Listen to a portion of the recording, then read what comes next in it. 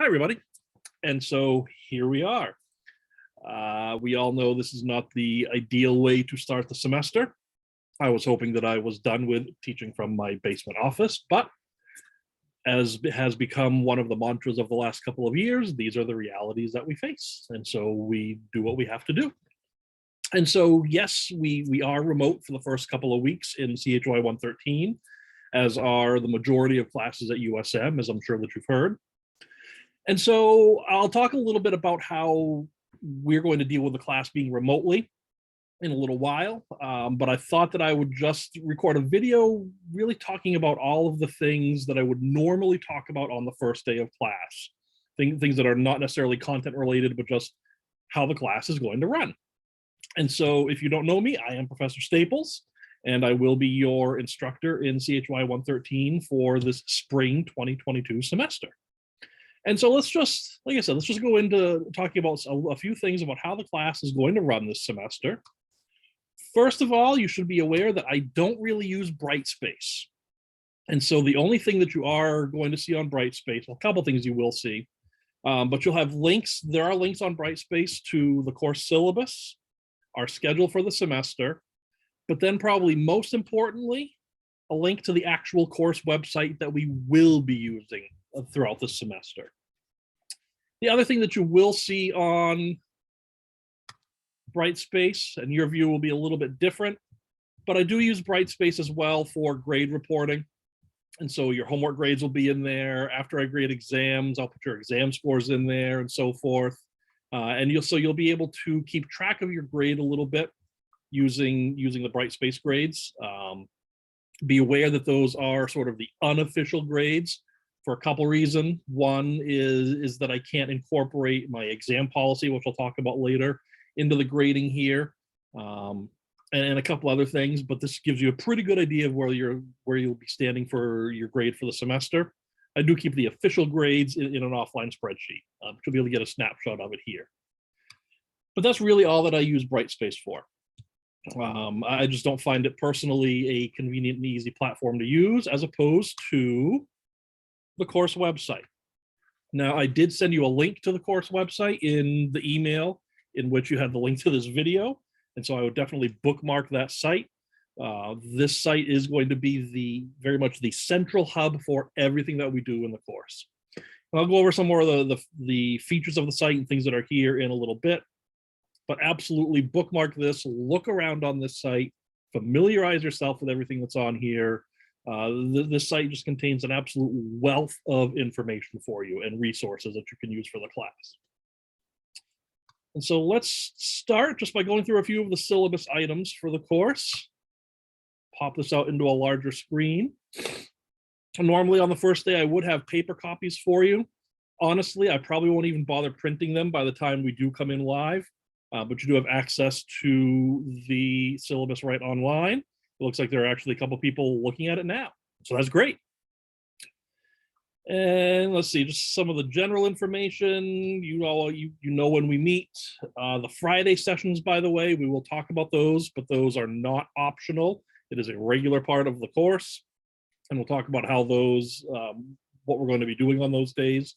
But sometimes students get the impression that those are sort of an optional day. And they are not. They are part of the regular class. Things that you'll need for the course, we do use a free online textbook called OpenStax. You can see the link to it right here in the syllabus. There's also a link to it right on the course website. You just go to textbook. You'll get some links to the site itself. If you do want a hard copy of the book, you certainly can. I've got one just because I always just sort of, a little bit old school and I prefer hard copies of a textbook. So there is a hard copy available if you do want it. Those are available through Amazon. Sometimes they're actually not available depending on what their demand is like, but it looks like they do have some available now for actually pretty cheap. 25 bucks is dirt cheap. I definitely paid the 55 for mine. I got ripped off. Oh, no, that's the rental. That's what it is. So it looks like there are rental versions available. Huh, sorry, that's a little odd. I just hadn't looked at this. I thought that there were, oh yeah, so it looks like you can actually purchase some hardcovers. It looks like if you look around on there. Also a free Kindle version. And so you could certainly get the Kindle version of the book onto your some sort of mobile device as well. The other thing that's really required for the course is a Chem 101 account. Chem 101 is an online assessment platform. We will be using it for all of your homework and all of your pre-lecture quizzes.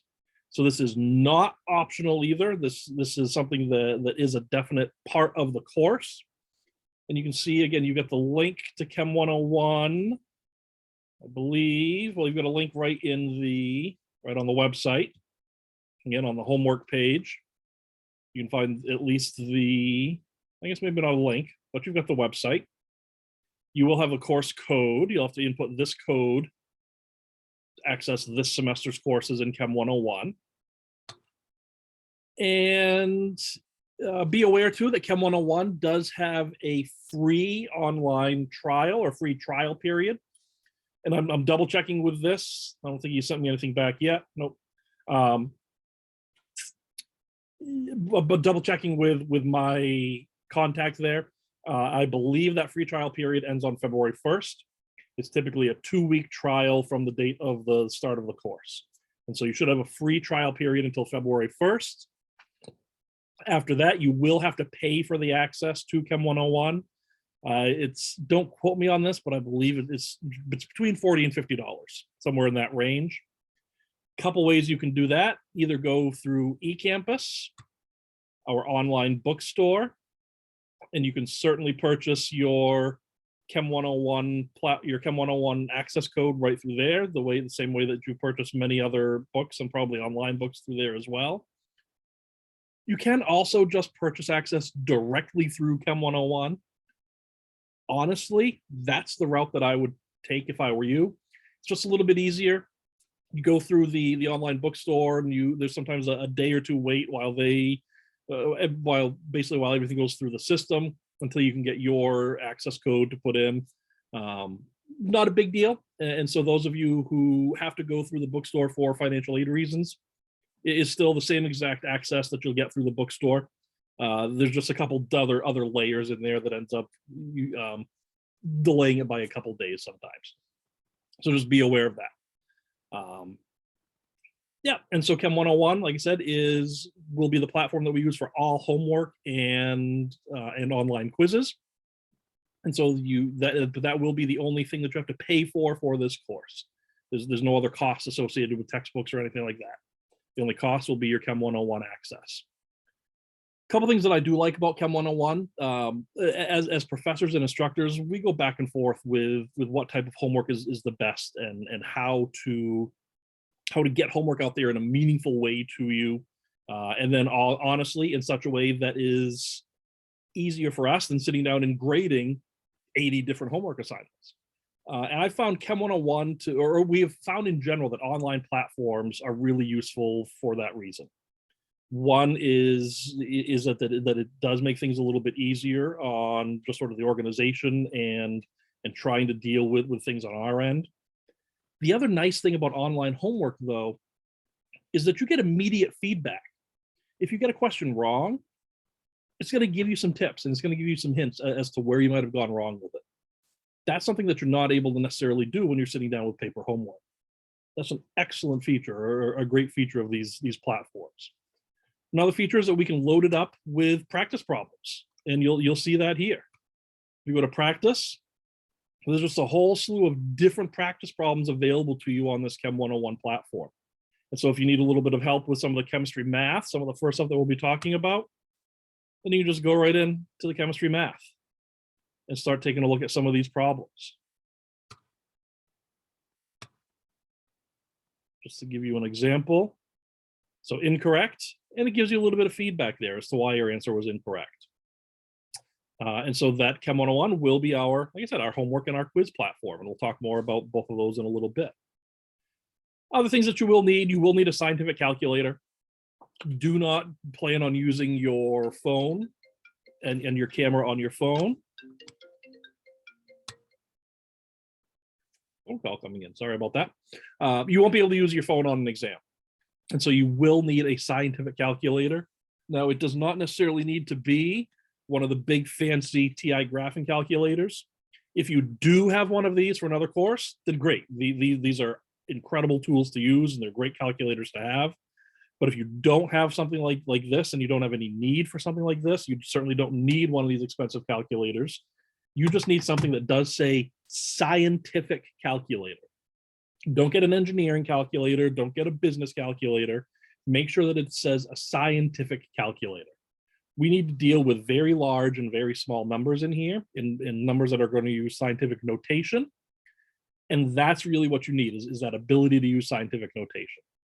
And so you have standard scientific from Amazon, 10, 15 bucks, something like that. You'll be able to pick one up if you don't have one. And then the other main material for the course is the course website. A couple optional things here just to think about. If you struggle with math a little bit, this is a fairly math-heavy course. And so a book like this, Essential Algebra for Chemistry Students, would be a good resource for you in helping you look at some of the math and that we will be doing in this course. The Survival Guide for General Chemistry just gives a lot of great resources and study tips as for how to succeed in a difficult course like this. And maybe something for a model kit. This isn't something that's necessarily as useful for this course. It will be useful for a couple of the units that we do and a couple of things that we study in here. But for those of you going on to organic chemistry later on, you will absolutely want to have a good model kit. And so if that is in your future, it wouldn't be a bad idea to buy it now. So you have it. It's nice to be able to just have a model of an atom or a model of a molecule that you can play around with your hands a little bit. Let's see, as we go through the syllabus some more, some course goals, pretty self-explanatory there. Let's look at the assessment. How am I going to grade you in here? Pre-lecture quizzes. There will be a pre-class quiz on Chem 101 before every single lecture. You're not able to see them now and access them, but they would be here under quizzes. There aren't any available yet because these quizzes will become available at 6 p.m. the evening before lecture. Now, we don't have one, obviously, before Tuesday's scheduled lecture, because I wouldn't give you a quiz before actually the semester begins. But there is one that is definitely that will be due before, and I just have to, you don't need my photos coming up, but the calendar. There we go. So before Thursday's, what would be Thursday's scheduled lecture, I said we are online, so things are a little bit different, but the quizzes will be the same.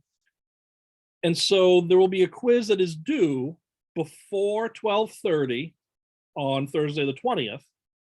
That quiz will be available Wednesday the 19th at 6 p.m. So Wednesday the 19th at 6 p.m., you'll see a quiz pop up right here under quizzes. And you'll have, depending on the quiz, the beginning of the semester, you've got about, I think, 10 minutes for most of them.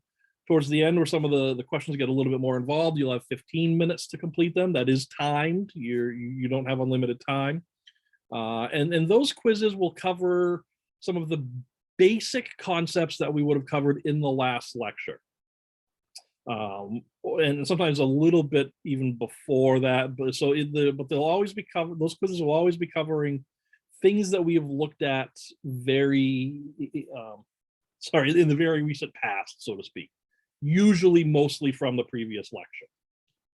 And that's to make sure that you're staying on top of things, that you are reviewing some material, that you're taking some time to go back and look over things, and that you're not really falling behind. Because I'll tell you right now, that is the thing that will kill you the most in this course, is if you let yourself fall behind. Everything on this course is going to build on itself. Absolutely everything. And so the more you fall behind, the more it's going to snowball on you. And then you end up in a situation where you're just not able to catch back up. So don't let that happen. And that's part of the idea of these pre-lecture quizzes, is forcing you to make sure that you're keeping up with the material. Make sure that you are not letting yourself fall behind.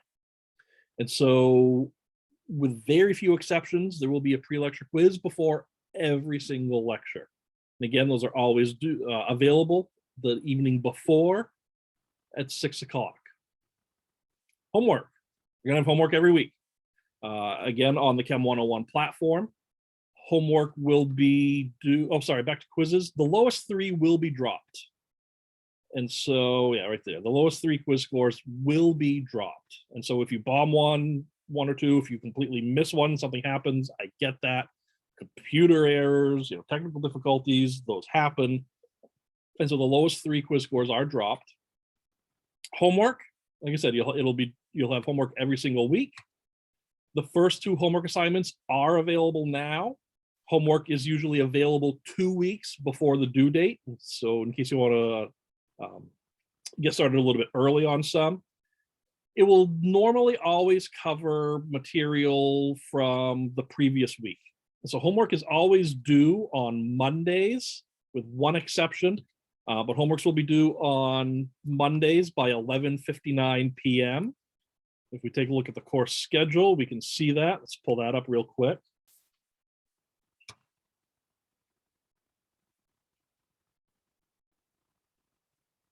So here's our schedule. So for instance, your first homework assignment due Monday, January 24th, so 1 week from today, by 11:59 p.m.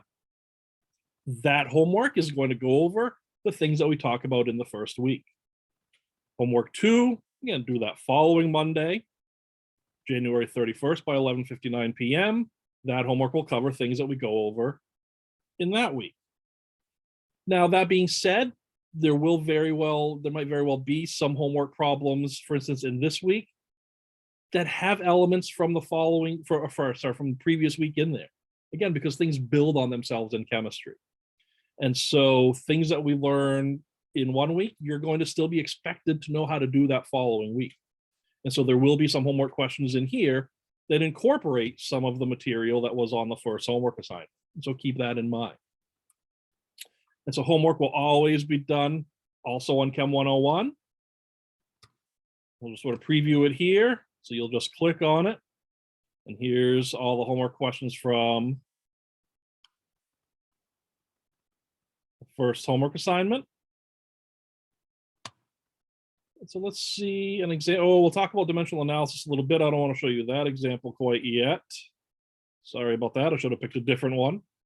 But let's see, maybe. Yeah, we'll try this one here. And so I'm just going to pick an answer at random. Submit that. You'll notice that there is a 10% penalty for each incorrect attempt. So you can't just simply blindly guess and still get full credit. You are going to receive a 10% penalty for every wrong answer. So it does give you a little warning before you submit your answer. And we can see here that this was incorrect, and you do have a couple attempts remaining. But again, here's that feedback that Chem 101 gives you. Gives you some reasons as to why you might have gotten the question wrong. If you get it wrong, if you miss all attempts, so I have one more attempt remaining. I'm going to retry it. I have no attempts remaining, so I've attempted as much as I can. And then it does give you the actual solution. So if you just can't get it, you keep trying and you can't get the question right, Chem 101 is going to provide the solution for you and show you how it can be done. In some cases, the solution might be for a slightly different question than you had. A lot of the problem generation in this platform is what we call algorithmic, meaning that especially for calculation questions, every student might have a different starting number. And so the solution might look a little bit different, but you would do it the same way, just with your starting number.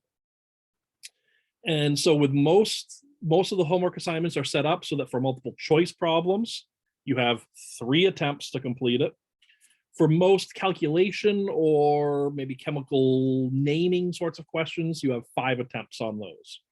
And so you do have a good number of attempts on each question, but again, there is a penalty for every wrong answer, and that is to prevent simple just guessing until you get the right answer.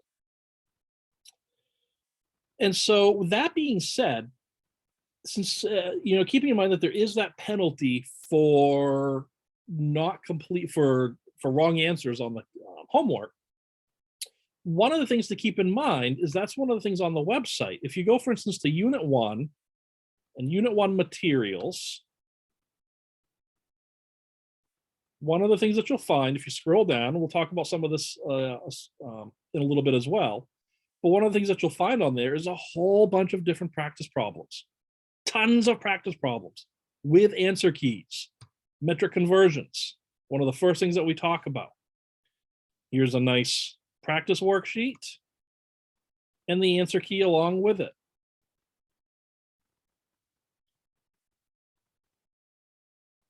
If an answer key is not explicitly provided, like in this case, that means the answer key is just built into the worksheet somehow. So you have practice problems there. Remember, you've got all the different practice problems with Chem 101. And so when you sit down and do the actual homework assignments, that should not be the first time that you're interacting with the material. It should not be the first time that you're attempting problems. Do a lot of the practice problems first. And we'll talk about some more of these tips a little bit later as well. But do some of those practice problems first. And that way you've interacted with the material. You know what you're doing a little bit before you're moving on to something that's going to be worth points. I think that's about all for Chem 101. Tests. You're going to have tests. You can see them all on the course schedule. And so we see, for instance, on the course schedule, our first exam is on February 15th, exam 2 on March 29th, exam 3 on April 21st. Final exam date, we don't know yet. The registrar will be setting the final exam schedule within a few weeks, and then we'll be able to put that up there. But those are your 3 exam dates. You can also find the exam dates on the exam info page of the website. See, there are spring 2022 exams and all the dates there. You'll see on this page as well, few review materials that might help you as you're studying and preparing. You'll see what the allowable materials are for every exam. You are allowed a 4x6 index card for a cheat sheet. Both sides must be handwritten, and you will turn it in with your exam. On every exam, you're also allowed a scientific calculator. You will be provided with this particular periodic table on all exams. And so this would be a good one to just print and have at your disposal and get familiar with using this one through the class. And then on different exams, you will have other material provided as well. And we'll talk more about that when exams are coming along. And so a couple things to keep in mind is that those exam dates are non-negotiable. You cannot take the exam on a different day for really pretty much any reason at all. And I understand that things do come up. I understand that life happens, especially this semester. We've got so much going on. But it's been a general policy of pretty much the Chem department for years now, and it really does work. And so no, you cannot take the exam at another time. However, if you miss one, or if you completely, totally bomb one, what I will do is average your other 2 exams and subtract 15. If that score is higher than your bombed exam, so to speak, it will replace it. And so, for instance, let's say you get a 70 on exam 1. Exam 2, life happens, whatever happens, something's getting in the way, you're not able to prepare for it at all. Exam 2, you get a 25. Exam 3 comes around and you've bounced back. Exam 3, you get an 80 on that. And so what I would do is I would average that 70 and that 80. It's going to average together to a 75, subtract 15 to a 60. And that 60 would replace that 25 on exam 2. And so that's the way that would work there. And so no makeup exams for any reason. We'll talk more about the final exam later in the course, but we do give out a standardized final exam that's provided by the American Chemical Society, multiple choice exam, much more conceptual based rather than problem solving oriented. So most of the unit exams throughout the semester, exams 1, 2, and 3, a mix of conceptual and problem solving. The final at the end of the semester, I want to know, did you really take on some of the big key concepts? And so that one is much more conceptual in nature. Attendance is mandatory once we start up with live classes again, but let's take a look just at that real quick. Under course policies, attendance, the pandemic version. There is no attendance policy for this semester. While we're still under these conditions, it is nearly impossible to try to enforce any sort of attendance policy. We're, especially with the way things are looking right now, some of you are going to be positive. Somebody in my household could end up positive and have to miss class. We'll talk about how we deal with that. And so you might have to miss class for that. Some of you might have to miss class because your child was a close contact and you've got to stay home.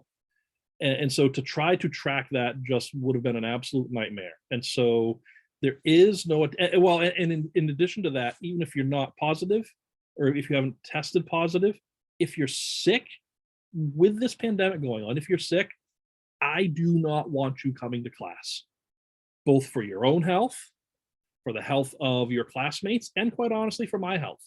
I've got an unvaccinated nearly two-year-old little toddler running around, and I am going to do everything I can to keep him safe. Part of that is by really encouraging you to not come to class if you are sick. Please do not.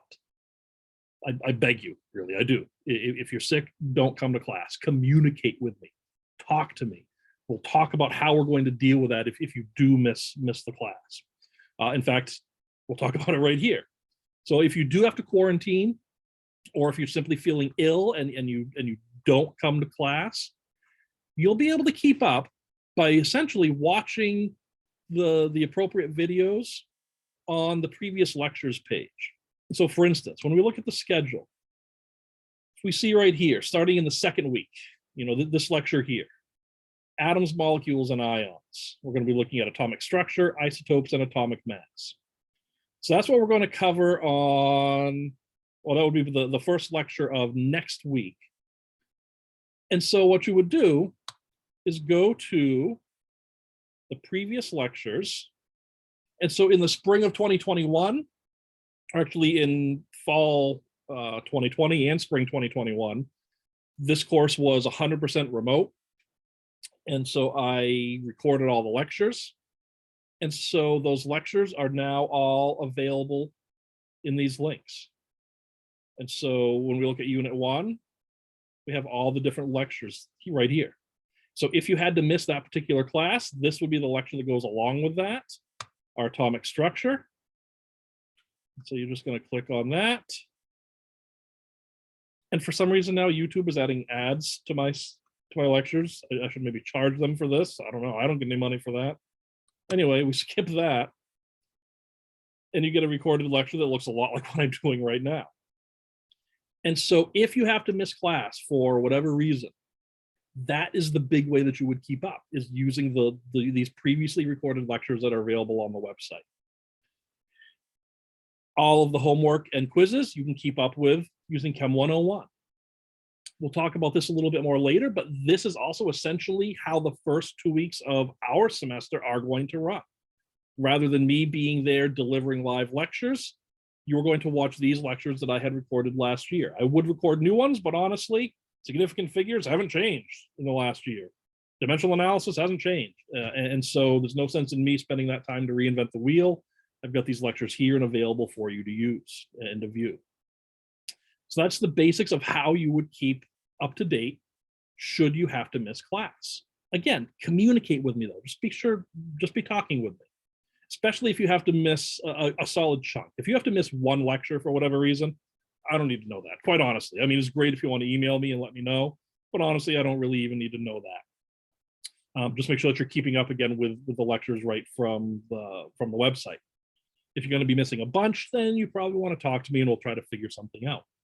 In the event that I myself have to quarantine, if I or a member of my household are positive, I'll definitely be in communication with you. I'll be talking with you, but the procedure will be very similar, where you will keep up with the lectures right from those previously recorded lectures. We'll talk about that a little bit more in a little bit, but those are the basics. What else from the syllabus do we really have to hit? We'll talk about some of this class prep stuff in a little bit. Learning assistance we will talk about in a little bit as well. Class cancellation. So from time to time, like for instance, if there were classes today, USM would have definitely closed. But you'll be receiving those notifications however you receive them, whether it's just going onto the website to check, or if you have text alerts set up, email alerts, you'll be seeing that. This might come into play for us depending on what time the university opens. But actually that timing probably won't come in for us, because if the university opens late, it's usually at noon, in which case we would have class because our class starts at 12:30. Or if they close early, then that's usually noon or so. If the university does happen to close, for instance, maybe though they set their closing time at 1, we will probably still have class, but just watch for emails from me, and I'll communicate with you and let you know what's going on. From time to time, depending on what is going on with weather, I might have to cancel class, even though the university is open. If that happens, I'll communicate with you. I'll be checking your email, but I will be sending things out.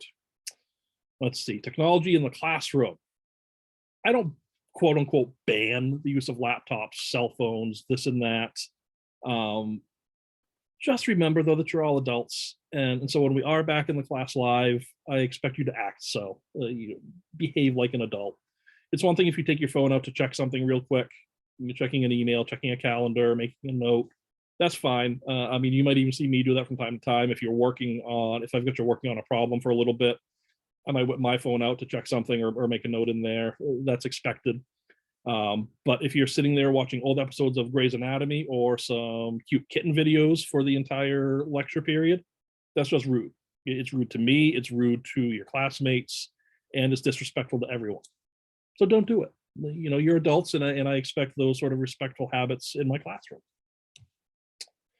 The rest of the syllabus, really a lot of sort of kind of boilerplate language from the university. Definitely read through it. There's a lot of really good information here. I would highly recommend that you thoroughly read the entire syllabus. There's always a lot of good information in syllabi, and students don't read them often enough. So I definitely recommend that you do read it and look through and see what is going on in the syllabus. Let's see, let's go back to the website. Actually, let's talk about the learning assistants. So I mentioned those Friday sessions real quick. Those Friday sessions are for our learning assistant program. And so Tuesdays and Thursdays will be more or less traditional lectures where I'm going to talk about some things and do some examples on the board, talk about whatever topics and concepts we're talking about. Fridays, we're going to work with the LAs, the learning assistants. The learning assistants are students who have previously been successful in the course. In fact, I think, yeah, for this year's team that I have, or this semester's team, I've got 5 different LAs. 4 of them just took the course with me last semester, did very, very well. They were all very successful.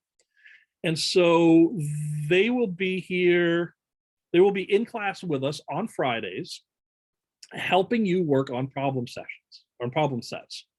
You'll break up into some small groups of 3 or 4, usually just sort of the people that you're sitting with in your immediate area. And we will have problems available for you to work on. And myself and the LAs will be floating around the room, assisting the groups, checking in with the groups, talking with you, engaging you into some discussion about the concepts, making sure that you understand things, trying to correct some of the common mistakes that we see.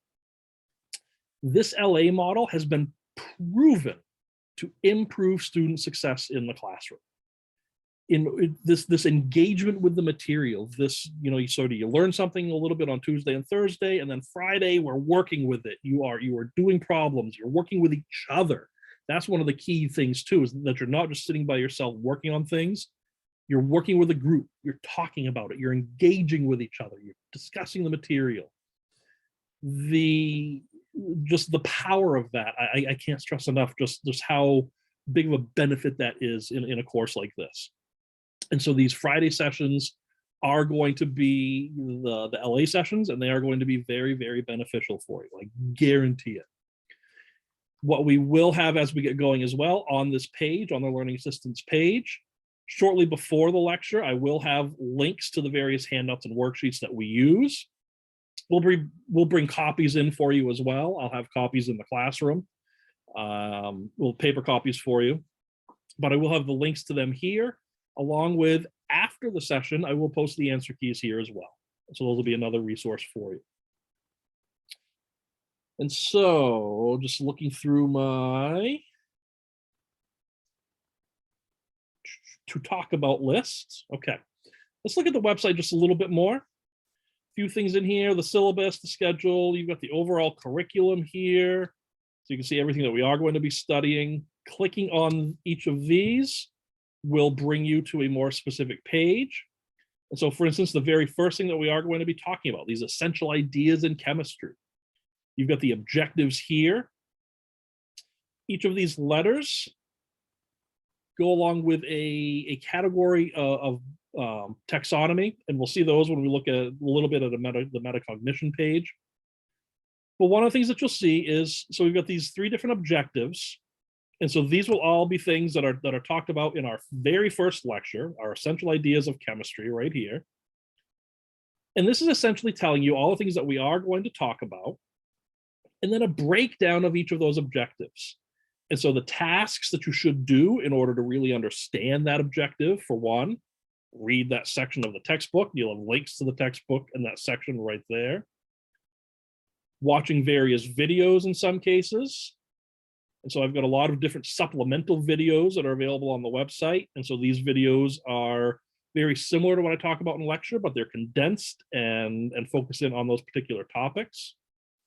Sometimes under these tasks, for instance, I think you'll see some of them here under our tools of quantitative chemistry. Yeah, you'll see some memorizing as well. There are some things that you are just flat out going to have to memorize for this course. Not a lot, but a few. So you'll see some of those under your tasks as well. You'll also see under each objective, upon successful completion of this objective, you need to be able to, or you should be able to, and a list of things, skills and things that you should know after that objective is complete. That's basically your study guide for exams. I don't give a separate study guide for tests, but here it is. I mean, if you go through this and say, okay, yeah, I can define accuracy and precision. Okay, great. Don't spend time studying for that. If you're a little bit unsure about how to use significant figures, okay, that tells you where you should focus a little bit of your studying. And so these objective pages are essentially your study guide for exams as well. Let's see, what else do we have on the website we should talk about? The CHY 113 prep. A couple things in here that you might want to focus on. There's a link to the textbook. There's also this math skills. This might be useful. This is something that Dr. Benedict came up with a couple of years ago. It's just sort of a diagnostic assessment. You can go through it and do these various problems and then check all of your answers. These questions are representative of some of the math skills that you are going to need in order to be successful in this course. And so those would give you an idea of things that you might need to look at a little bit deeper if you are fuzzy with some of your math skills. Let's take a look at this student success page down here. So this is one of the most common questions that I do get is, what do I need to be successful in this class?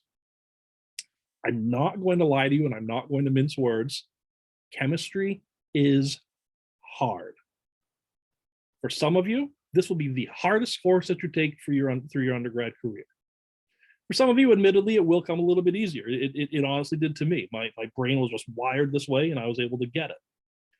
If you're not like that, and believe me, that's the minority. There aren't, chemistry doesn't come easily to most people. It's a hard class. You are going to spend a lot of time in this class in order to be successful. If you think that you can just sort of come in, half listen to me in lecture, half read the textbook, and then walk away with an A in the course, you're mistaken. That's going to walk you away with probably a low C, if that. For those of you who are more traditional students, not too far removed from high school, the things that led to success in high school are not necessarily going to lead to success in this class. To be perfectly frank, and this is coming from somebody who taught high school for 10 years, if you have a really good memory and you're able to memorize things and then spit it back out, you probably walked away with most of the A's and B's in high school. That's just the reality of it. Not the same thing here. you're going to have to know how to apply the things that we learn. And so this sort of gives a basic workflow or a basic flow as to what you can do in order to be successful in this class. And so before lecture, as in ideally days before, not just hours, you should be reading the text. And reading the text, you should read the text correctly. If you look at the study skills page, which I have to update that link, let me make a note there.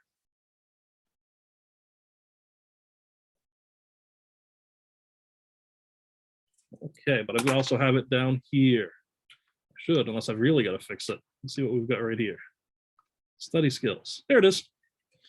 So one of the things that you'll see on the study skills page is how to read a textbook. And so this gives you an idea of how to successfully read a text. Reading a science text isn't easy either. And so these are some of the tips to help you be successful as you're actually reading a science textbook. And so again, before you come to lecture, be reading the text, and then be looking at those unit pages. Look and see what the different topics are. Look and see what the tasks are. Watch some of those supplemental videos. Start getting an idea for things. Remember to do your pre-lecture quiz before lecture. Definitely don't expect things to be mastered at this point. Expect things to be fuzzy. Expect to read the textbook and then say, huh? What the heck did I just read? That's going to happen.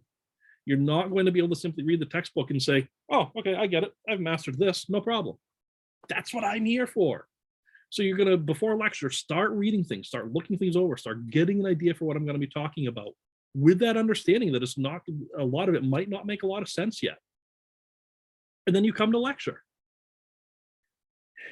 One of the things to keep in mind is that no, there's not technically an attendance policy this semester due to the pandemic, but personal anecdotal experience, lots and lots of peer-reviewed research shows us, simply put, that students who attend class do better than students who don't.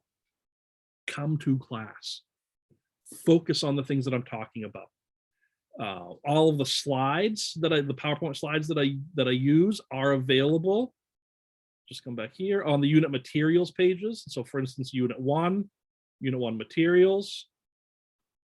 And so all of the PowerPoints that I use are going to be available to you. You will have all of those available right on the unit materials page. So that means during lecture, do not focus on writing down everything that I'm saying. You will have those available. Or sorry, don't focus on writing down everything that's on the slides. Focus on what I'm saying. What am I talking about? Try to understand it. Follow that discussion. If I'm putting examples on the board, absolutely you'll want to be writing those down, because it's a pretty key skill to be able to look at an example that I give you and apply that to other problems. On LA days, participate. Don't just sit there doing problems by yourselves or listening to the group. Even if you're just contributing, hey, you got that one right. How did you do that? Show me how you did that. That's going to help you. Be engaged. Follow or lead some of the discussions with your groups, with your small groups. And again, though, even after that lecture, do not expect to have the material mastered at that point. It should be starting to gel a little bit. You should be starting to maybe say, yeah, okay, I think I kind of get that, but you still won't have it mastered. After lecture, review the material. Take 20 minutes when you get home, write some things down. Go back and reread the text. It should be starting to make a lot more sense at that point. And then at this point, you can start to identify areas that you still need help with. So find some of those resources on the unit materials page, such as the supplemental videos, some of the practice problems, some of the practice problems in Chem 101, and so forth. After you've done that, now you're ready to start doing some of the graded homework in Chem 101. Now you're really hopefully starting to have some of that material mastered. Now you're ready to start doing graded work on. Be sure to revisit the material later. You're going to forget it. And so be constantly revisiting material that we've already done.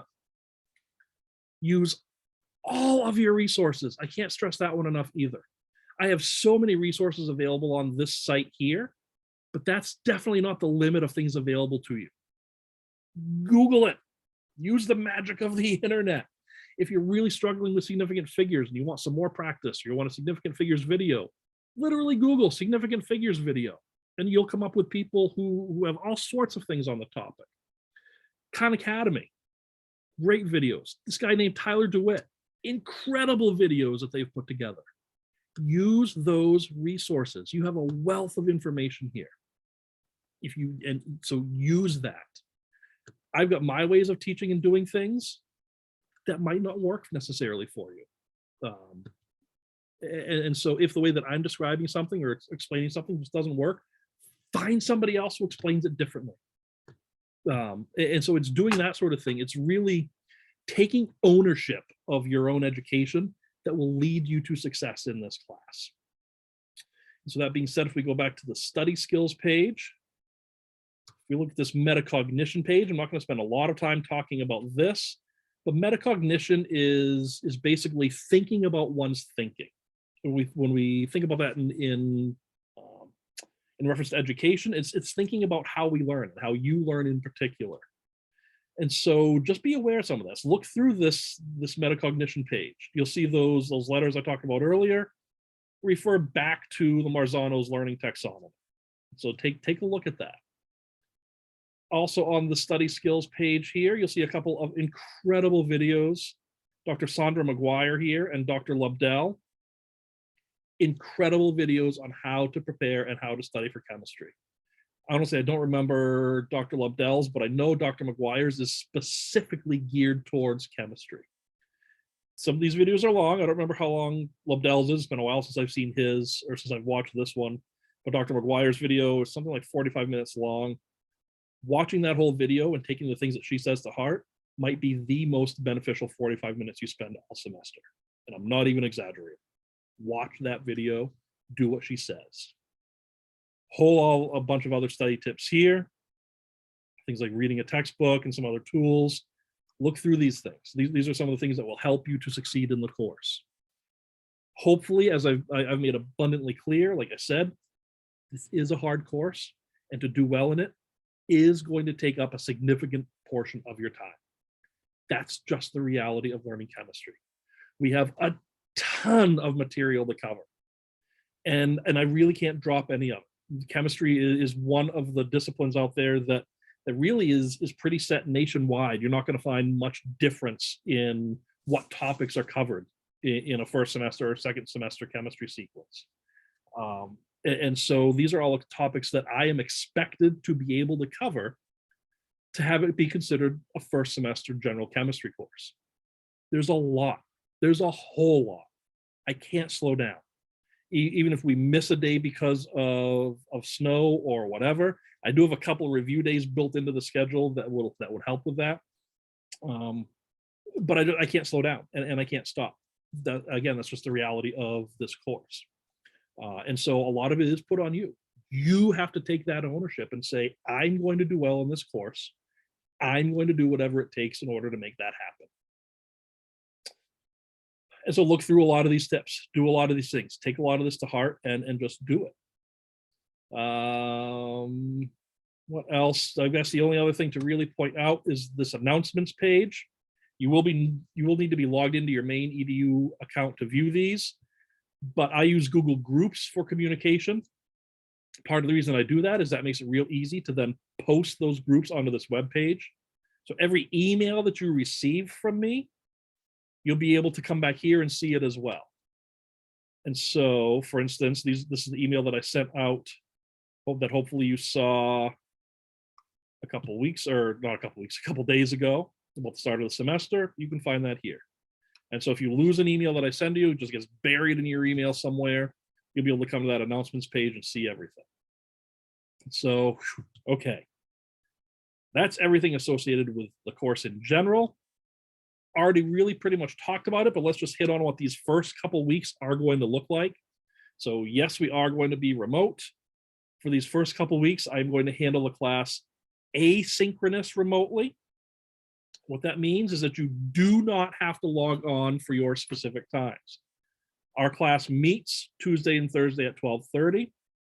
Again, to be clear, You do not have to log on to Zoom at those meeting times for these first 2 weeks. I am not going to be running live lectures at those times. Rather, instead, like I talked about, what you'll be doing is looking. So this, in our first week, these are our main topics, the introduction. That's what this video is all about.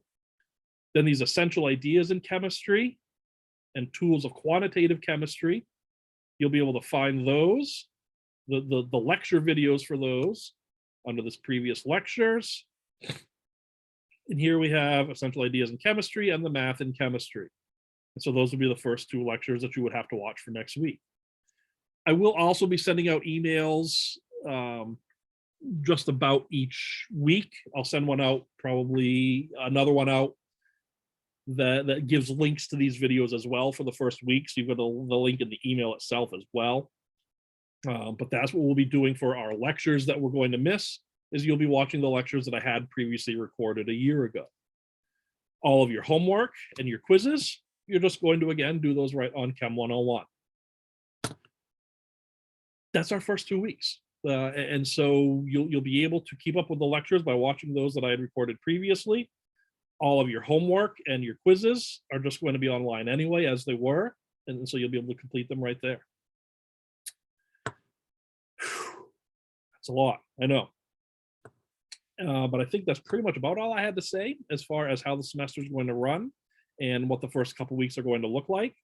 I would say one of the most important things in these first couple weeks and in the semester in general, communicate with me, talk to me, send me an email, let me know what's going on. You'll find that I'm fairly quick to email back most of the time. It's one of the things that I actually pride myself on, is how quickly I email back and communicate with students. And so with that in mind, though, some of my replies, how do I want to put this, might seem a little short and gruff sometimes. They're not intended to be. And so part of I always want to respond to students as quickly as I possibly can. And so quite often that means seeing something come through on my phone and giving a quick reply right there. And so I'm going to try to get an answer out as quickly and as short and concise as I can to you, so you have the answer to your question. And so that is going to mean sometimes an answer that is just a quick response. Maybe it's, see this portion in the syllabus, something like that. And so again, that's not me trying to be gruff or anything like that. It's just me getting an answer out to you as quickly as I possibly can. And so communicate with me, email me, send me questions, let me know what's going on. And we'll be able to work through what is probably going to be a fairly challenging semester once again. And so that is all that I have for today. I think that is everything that I needed to talk about. If you do have any questions, do not hesitate to reach out, send me an email. And I hope we all have a great semester. And I really hope that I actually get to see you in person in a couple of weeks. So until then, bye. Thanks for watching.